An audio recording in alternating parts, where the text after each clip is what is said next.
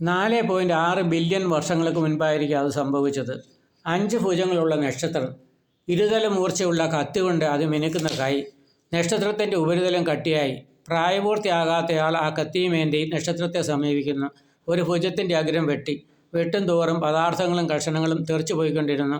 കഷണങ്ങളുടെ എണ്ണവും വലുപ്പവും കൂടി വന്നു. ഗോളാകാരം പൂണ്ടവയും അവയ്ക്കിടയിലുണ്ടായിരുന്നു. അവയ്ക്ക് ചുറ്റും പൊടിപടലങ്ങളും. അവ നക്ഷത്രത്തെ ഭ്രമണം ചെയ്യാനെന്ന വണ്ണം നിരയായി കാണപ്പെട്ടു. അണുവികിരണം തടയാനുള്ള ആവരണവും ധരിച്ചാണ് പിന്നെ ആൾ കാണപ്പെട്ടത്.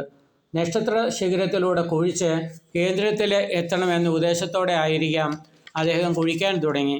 പുറത്തേക്കെടുക്കാൻ പാടില്ലാത്തവ വെളിയിലേക്ക് വന്നുകൊണ്ടിരുന്നു. ആഴം കൂടുന്നതനുസരിച്ച് ആയുധത്തിൻ്റെ നീളവും അഗ്രത്തിൻ്റെ ആകൃതിയും അനുയോജ്യമായിക്കൊണ്ടിരുന്നു. നക്ഷത്രധൂളികൾ ചുറ്റും വ്യാപിച്ചു. പെട്ടെന്നാണ് അത് സംഭവിച്ചത്. തൊട്ടടുത്ത 2 ഭുജങ്ങളുടെ പ്രതലത്തിൽ കുഴൽ രൂപങ്ങൾ പ്രത്യക്ഷപ്പെട്ടു. അവയിൽ നിന്ന് വാതകം കണക്കെ കണികകൾ പുറത്തേക്ക് പ്രവഹിച്ചു.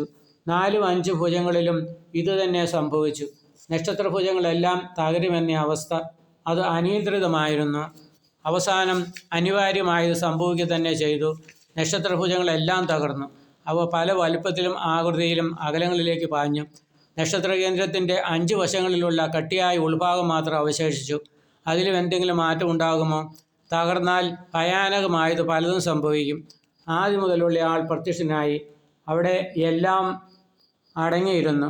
നിർമ്മല ജലത്തിൻ്റെ അരുവി അവിടെ നിന്ന് ഒഴുകി. ഹൃദയഭാഗത്ത് ഒരു ദിവ്യപ്രകാശം ദൃശ്യമായി. അത് മനുഷ്യരൂപത്തിലായിരുന്നു. നക്ഷത്രത്തിൻ്റെ അവശേഷിച്ച കേന്ദ്രഭാഗത്ത് കുലുക്കം. സംശയിച്ചതുപോലെ സംഭവിച്ചു.